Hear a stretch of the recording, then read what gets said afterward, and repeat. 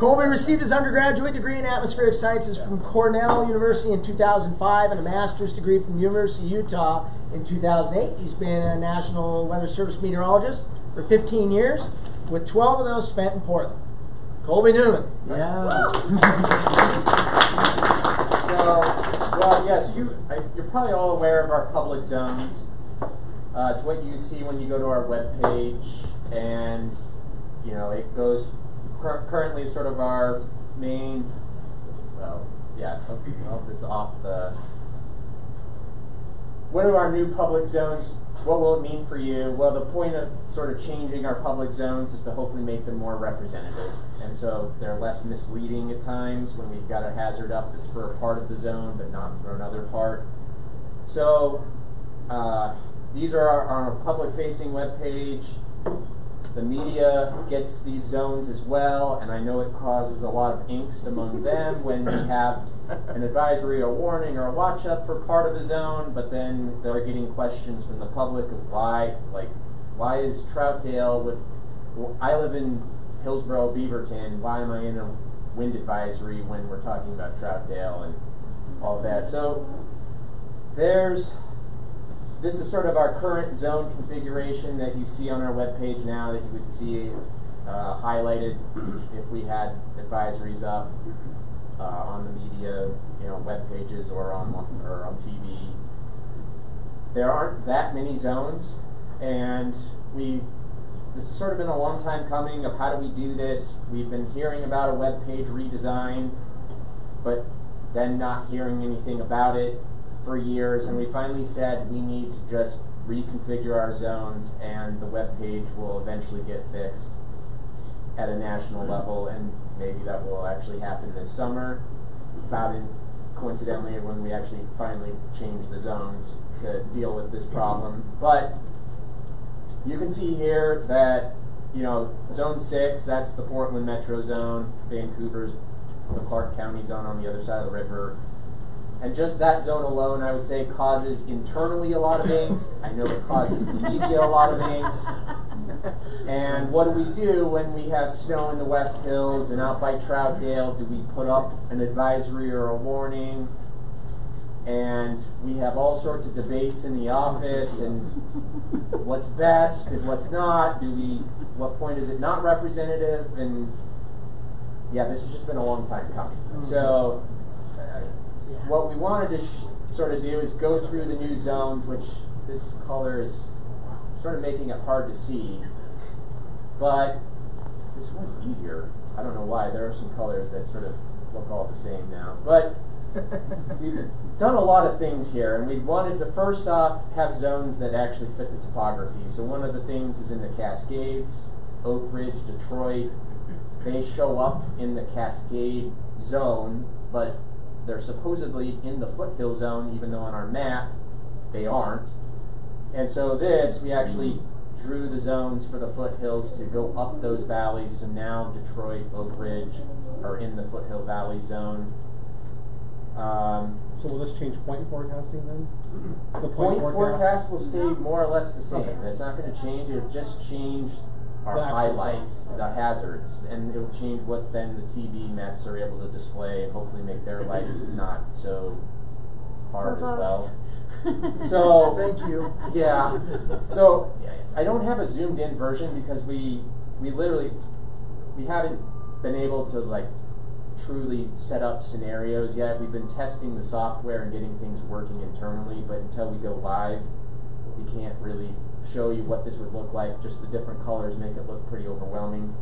But just in the Portland Metro Zone, I will highlight here, because it's a little hard to see how this looks, is we're going to essentially have a Tualatin Valley Zone that is cut off at the Washington County line. We will have a West Hills Chehalem Mountain Zone, or West Hills Chehalem Mountain, that's 500 feet and above, for wind, for ice, for snow.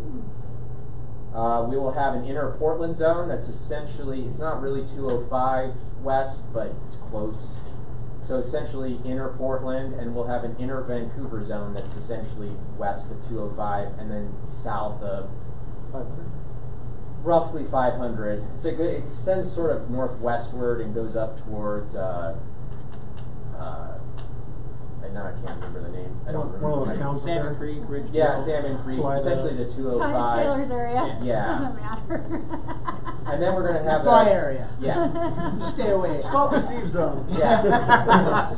Salmon Creek. Yeah. Yeah. We're going to have an East Metro zone, so I think that one's going to be pretty huge. We'll actually be able to put up wind advisories. I mean, one of the ones that we had a few years ago is we had a wind advisory up and an air stagnation advisory up for the same zone. And people are like, what in the world is going on? And it was stagnant out in Washington County, and we had pretty strong east winds in Troutdale. So it was justified, but this is like the discussions where we just waste a lot of time debating these things that now we don't need to debate. We can just... Oh, we're still going to debate. We're still going to debate, but... Not as much. Not as much, or hopefully it'll be more focused to a smaller area. Is there a way, Colby, to, I don't know if you're going to answer this, but Yeah. when you have multiple watches or warnings in the same zone, you get one color to pick from. That's what you see on your website. You have to click on the zone to actually then see the additional. That 20-year-old website? Yeah. Right. So that's more website. That'll be website.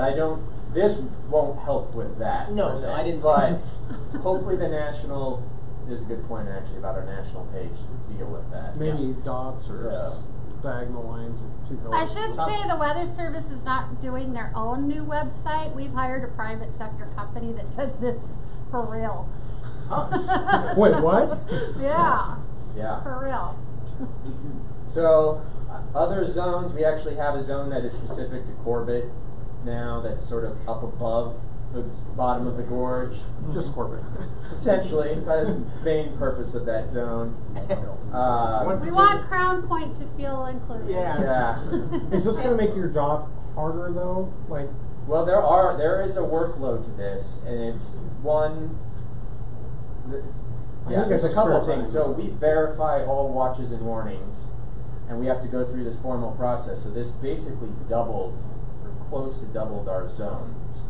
So that is twice as many zones now that we need to go through and document which ones verified, which ones didn't, and submit all of that. So that is honestly probably the biggest workload from our side. Seriously. But we got them down because I told them about that. We did. You should have seen how many some of they had originally, and we were able to. we wanted to go. We went big and then sort of cut it down a bit. So we wanted like a high cascade zone that just dealt with each pass. We cut that down. We cut one on the Washington side, and we just trimmed a few things to try and cut the number down and optimize the zones to hopefully fit weather patterns. The South Valley, I know probably most of us here don't care as much about, but we still care about them, and they deal with a lot of fog and air stagnation when we're dealing with east winds up here, and so we can sort of configure some of those hazards down there to some of the common fog and air stag patterns that they deal with down there. We'll have the east-west side of the Willamette Valley for cases where maybe the west side of the valley clears off. We're going to worry about frost freeze, but the east side of the valley still has upsloping clouds, and maybe we aren't expecting as much widespread frost or freezing. We're going to have split up the coast range to not just be these gigantic big zones, but actually sort of a valley and a higher pass level zone. So to try and communicate to the folks that live in Jewel and Vernonia that they're in a different hazard than maybe driving up and over Sunset Summit or something like that. We also ended up splitting our North Oregon coast zone at the Clatsop-Tillamook boundary as well, and we've got a tidal gauge in each one of these zones now, so we can put up a coastal flood advisory for the tidal flooding for, if it's just hitting criteria in one of these, we don't have to light up that whole area, which we have been doing to this point a lot. So there's a lot of things that we're doing. One of the things I think that will also help is, this is probably more for the media benefit, is that a lot of our events, think of like the January 13th and the ice events that followed, most of these zones are going to be all the same hazard in those kinds of events. So we're going to have a winter storm warning up for all of these zones. It doesn't really change the way things look, minus the topography might show it an edge to something. But as that hazard is ending, we'll be able to drop zones more efficiently throughout time so that you're not having the whole Portland zone lit up for a winter storm warning when we're just dealing with ice lingering near trout tail. So that's, to me, one of those things where I think that's where this is going to be really beneficial, is showing that, okay, that the hazard is ending, and we'll be able to more fine-tune it to where the hazard still is present. That's one of my most common questions is, why do we have a winter storm warning? I'm like, I don't know. Yeah. Or, Right. So I think I'm hopeful that this will help. This may create more issues internally, deciding what to do and what not to do. But I do want to say something here. I don't want to downplay what our forecasters have gone through and done, but the concept of zones is very 1950s and 60s. Yeah. We're at the point where everybody's using GIS. We should be able to plot on a map and draw out, this is the area, and boom, that's what can show up for you all, right? Makes sense. But unfortunately, we had somebody at our regional headquarters that started phenomena-based grids. We had a website that you could see those outlines in there. And he retired, and nobody at the headquarters level, and this is me on my top 10 things, zones are outdated. This is before we had GIS and everybody's got a cell phone in their hands. And so the eventual goal would be we just draw it and you guys grab it and pull it in and you show what you need to show, right? Yeah, So. it'd be nice. It would be. So we're hopeful that this is at least a few years. Well, I'll probably be retired by then. Yeah. Exactly. We got 2 newbies in here, maybe that'll see it one day. Mike, they'll get you on board soon enough. So yeah, when will these new zones go into effect? I do want to point that out. That is, the implementation date is March 5th. So that can be delayed. We actually have scheduled backup days for the 6th and the 7th as well. So if weather is critical across the country that they don't want to do a software upgrade, could get punted to the 6th or the 7th. But I am hopeful that we're not going to have a crazy, really freak early March snowstorm. Mark it down right You now. You just cursed it. I know. So. Heaviest snow ever in Portland. The AMS chapter had 2 weeks notice.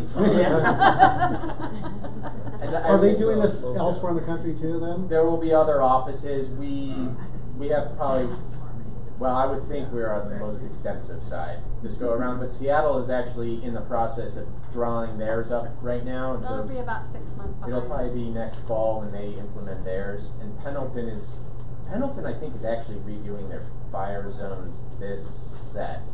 So I think their fire zones are changing along with ours. But one of the things is our current fire zone, so this is probably another thing that has caused us a lot of angst, is we'll deal with our north wind scenario.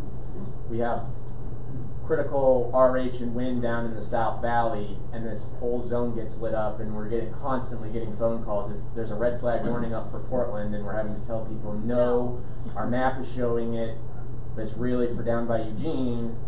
And that was where this new zone configuration splits that old, oh crap, sorry.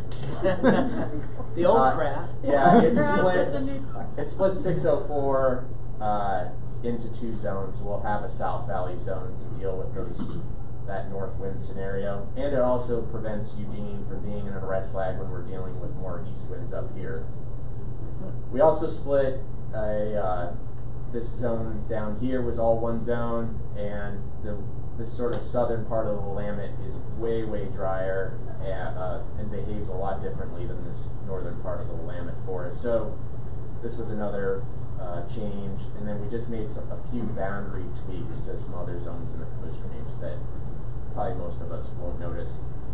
And I guess the final thing with this fire weather zone is that we've had these, to this point, these gigantic zones, especially the South Washington Cascades. That was this gigantic zone up here, and we split it out and made a gorge-only zone, which has been a long time coming. Where if we wanted to do something for the gorge, all of this area would used to get, to this point, has been highlighted down by Detroit, even sandy sometimes, you know, as well out of the wind, and now we can really focus in on the gorge.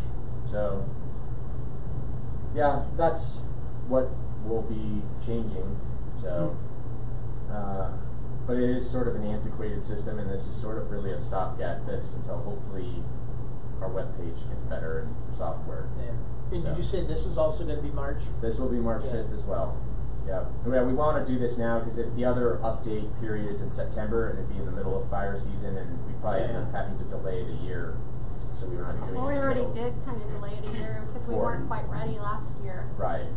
Yeah. Huh. So in terms of like dropping a severe thunderstorm warning, which is just a cone, right. will that affect the warnings then? No. So those hazards are sort of independent of our zone. So the short, what we call short fuse, severe thunderstorm, tornado, flash flood warnings are just polygons that we draw, and it's actually doing Phenomena based. It's Yeah. doing what we want the rest of this to do, Exactly. but for whatever reason they have it. Yeah, we have the ability to do it with tornado warnings and that, but we can't do it with winter storm warnings. But even in a tornado warning, if you look at the header inside of it, instead of it being a zone, it's actually a county code. It's a county FIPS code is what it's called. So short fuse was always done by counties, and then we went to polygons. But if you look at the actual text product, it has the counties in there. I've seen that before. So yeah, when you have huge giant counties like we did Montana, you know, it could take 8 warnings to get it across a county, and so by doing it by polygons, we were able to not warn a county 911 dispatch center so many times. So yeah, I can answer any other questions. I don't have any other slides. Questions? Yeah, Charlie. Yeah, I have a question. I guess this is kind of related more to modeling, Yeah. but I heard a presentation recently about the RRFS replacing the HER.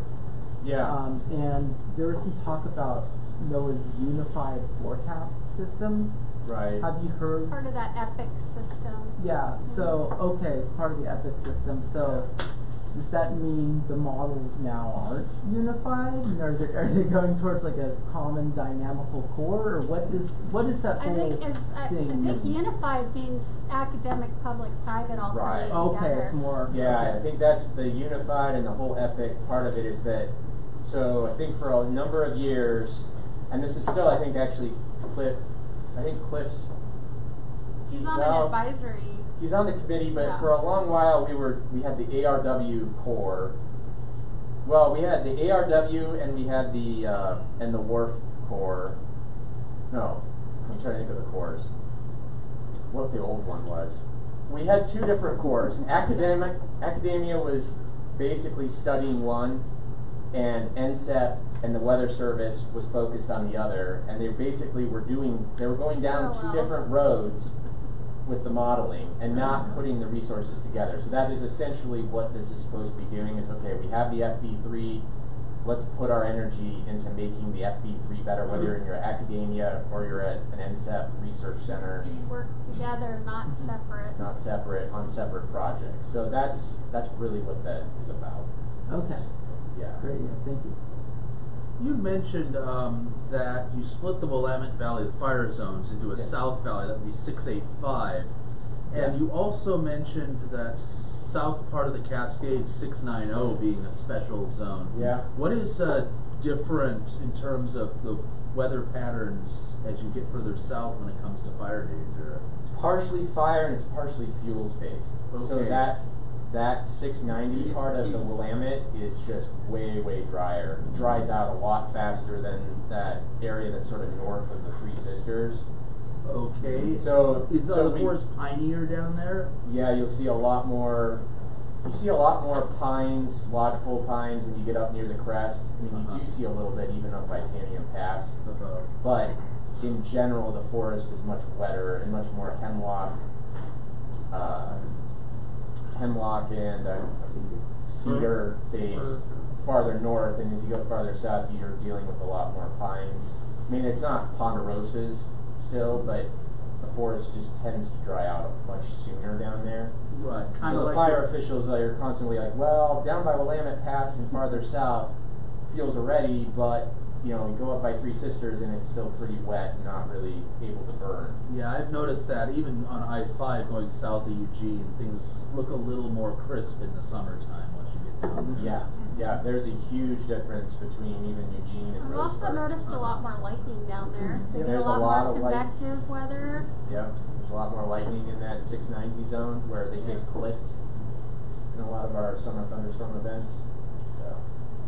So is there, in the future, is there talk of having an urban core fire zone for the highly urbanized areas? I mean, I'm just thinking about some of the pros and cons, So this was originally intended for wildland fire officials. Urban is really just starting to become more and more of a beast that they're recognizing with the WUI, and you were in there, I think they were saying it's not even the wildland urban interface, it's just a different fuel type. I mean, is that what you're talking about? I think they were just saying to call it the urban interface at this point because the fuels are different. But in the urban areas, you tend to have different people responding.